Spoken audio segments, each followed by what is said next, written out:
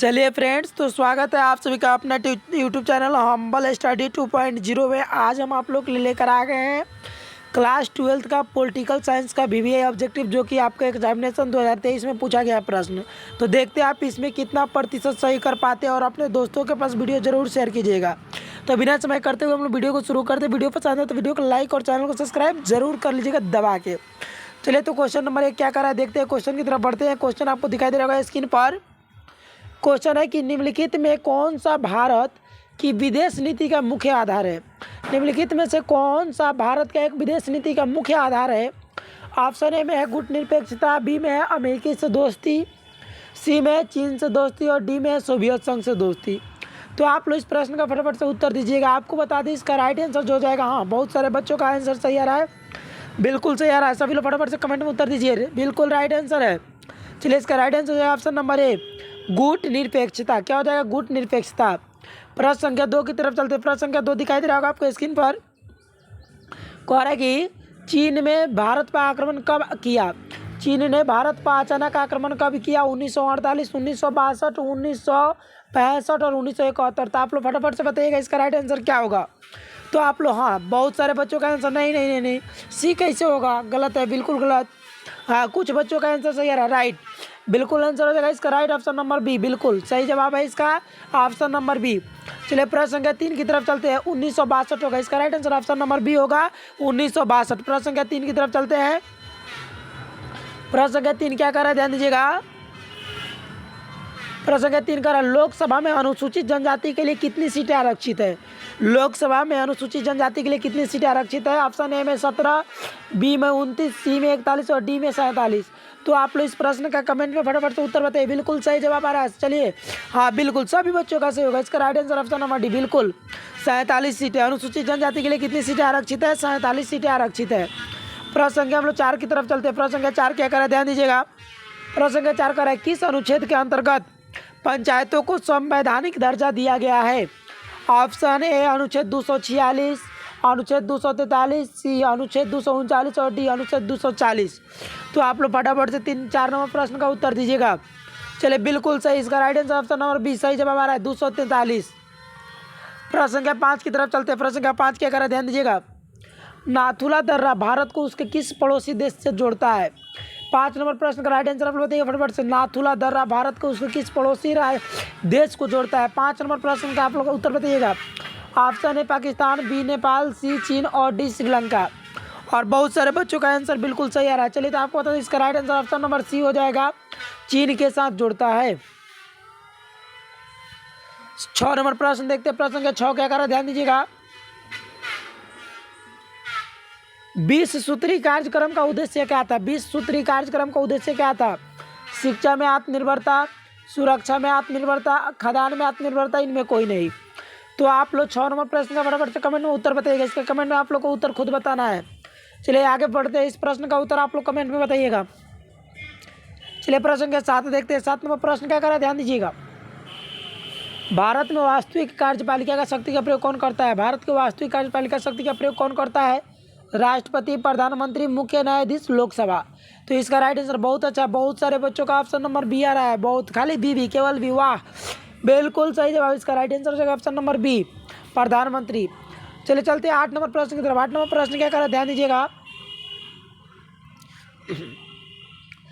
पंचायत समिति का मुख्य प्रमुख कौन होता है। पंचायत समिति का प्रमुख कौन होता है।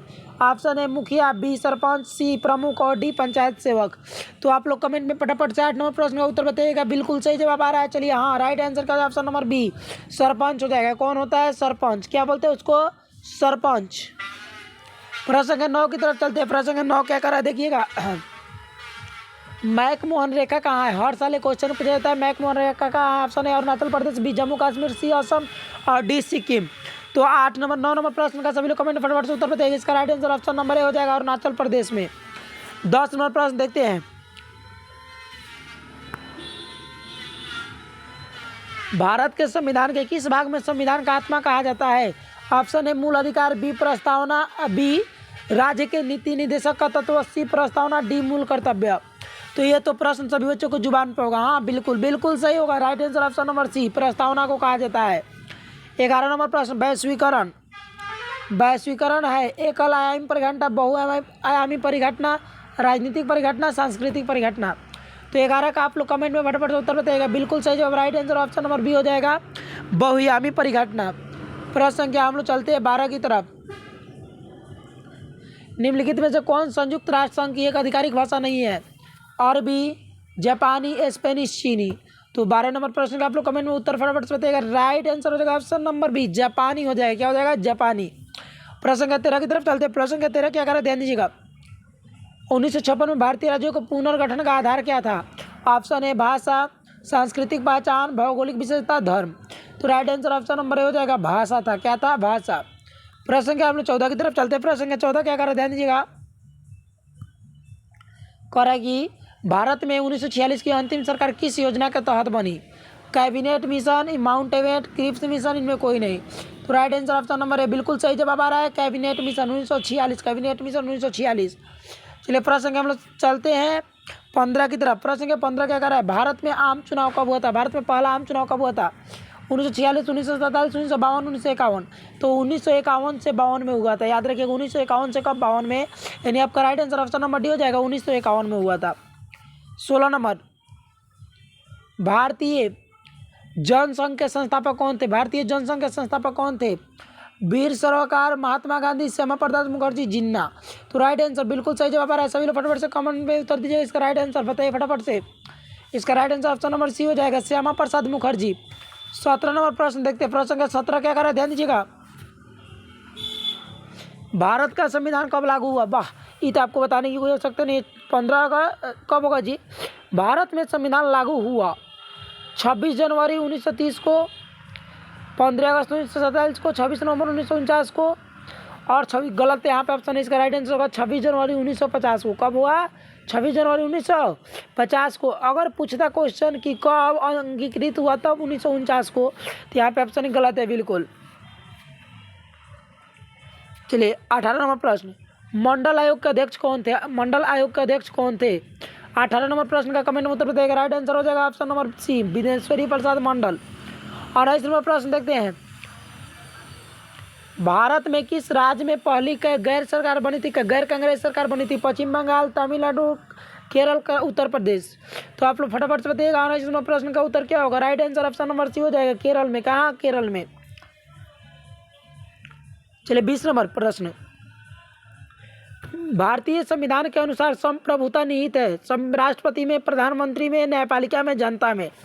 भारतीय संविधान के अनुसार संप्रभुता निहित है राष्ट्रपति में, प्रधानमंत्री में, न्यायपालिका में और जनता में। तो फटाफट से बताइएगा 20 नंबर प्रश्न का क्या उत्तर होगा।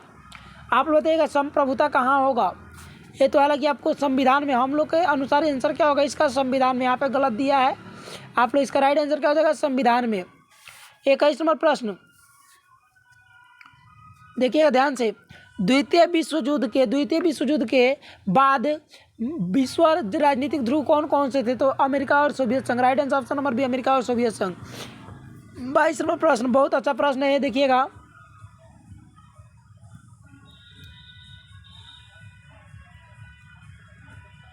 कह रहा है कि नाटो की स्थापना हुई थी 1942, 1949, 1970। देखिए इसका राइट आंसर बहुत अच्छा, 1949। नाटो की स्थापना कब हुआ था? 1949 में। याद रखिएगा 1949 में। चलिए प्रश्न संख्या हम लोग चलते 23 की तरफ। सीटो और सेंटो किस प्रकार के संगठन थे? सीटो और सेंटो किस प्रकार के संगठन थे? 23 का उत्तर आप लोग कमेंट में बताइएगा। 24 नंबर प्रश्न देखते हैं। गुटनिरपेक्ष आंदोलन के प्रथम सम्मेलन कितने देशों ने भाग लिया था? गुटनिरपेक्ष आंदोलन के प्रथम सम्मेलन में कितने देशों ने भाग लिया था? Right answer option number D हो जाएगा, 25।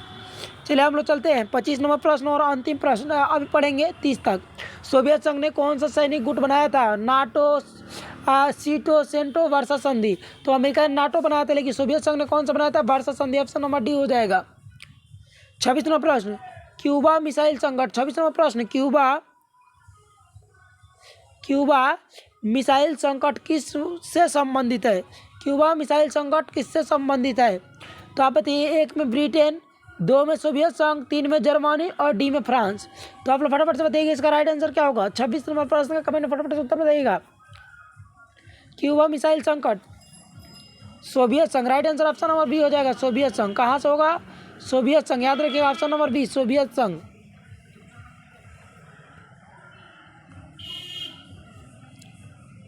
चलिए ये बताइएगा आप लोग।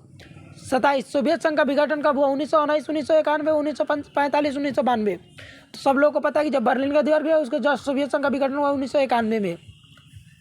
चलिए 28 नंबर, संयुक्त राष्ट्र संघ की स्थापना कब हुई? तो देखिए संयुक्त राष्ट्र संघ की स्थापना द्वितीय विश्व युद्ध के दौरान हुई है। तो आप पता होगा द्वितीय विश्व युद्ध कब से कब तक चला था? तो अंतिम तौर पर हुआ था 1945, 1950, 1955, 1962। इसका राइट आंसर जो ऑप्शन नंबर है 1945। द्वितीय विश्व युद्ध 1939 से 45 तक चला था, जिसमें 1945 में इसकी स्थापना हुई। शुरुआत का तो पहले ही हो चुकी थी, आप लोग पढ़े ही होंगे। चलो उसके बाद बताइए। चलिए सबसे पहले आप सभी को वीडियो पसंद आए वीडियो को लाइक और चैनल को सब्सक्राइब जरूर कीजिएगा, अपने दोस्तों को शेयर कीजिए ताकि अगला पार्ट वीडियो में लेकर हम जरूर आएंगे।